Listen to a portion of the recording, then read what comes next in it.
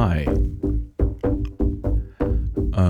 Following up to the entire how to finish a track session from last week, I thought, why don't we go for a little bit of learning by doing? So I think I'd like to invite you to a little jamming experiment. Here's a little project. It only consists of a clip and a wavetable sound, sort of classic E-piano type with a little bit of sizzle, vinyl shizzle on top.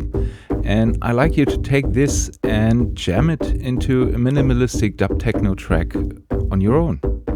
I think it makes sense. So the clip is a really simple chord with a little bit of velocity variation.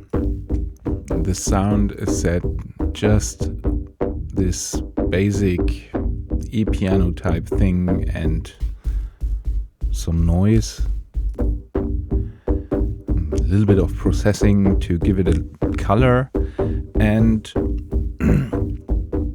yeah, take this and use it, change it, break it, make it longer, throw it away, roll your own instead, whatever floats your boat. But try to stick with one sound and one clip.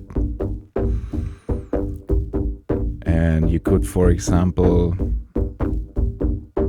duplicate the track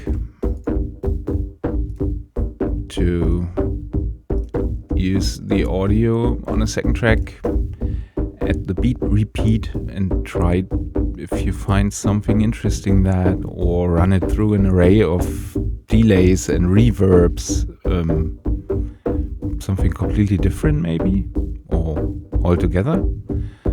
And then try to find interesting parameters to map to your MIDI controller and see if you can stretch that live into something that works for you just by playing around with faders and knobs. Maybe you want to, like I said, use the audio on several tracks and really just try to separate snippets with the beat repeat or gates, or maybe you want to throw in some scent effects and play around with those and really try to record this thing live, not into live arrangement session. Just open a track and record the master into a final wave, and that's it. And try how many takes you need to really get into this setup and find something that works with your flow. I often tend to do this a few takes myself. Yeah, so the project you find in the description of the video.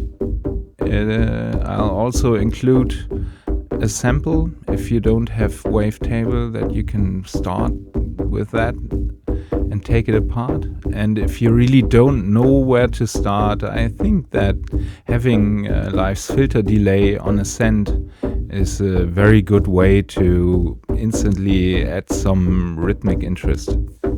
Maybe that helps. Yeah. And I'll also take this thing into a track and then share with you what I came up with. And I'm trying to really somehow record the MIDI controller as well to capture the jam. And if you get stuck, that's fine too. I mean, then we have a specific case, a point at which you get stuck, which is much better to talk about in the comments, right? So I wonder if this could be helpful. And then let's keep talking and see what we can come up with. How about that? Let's give it a try. Have fun.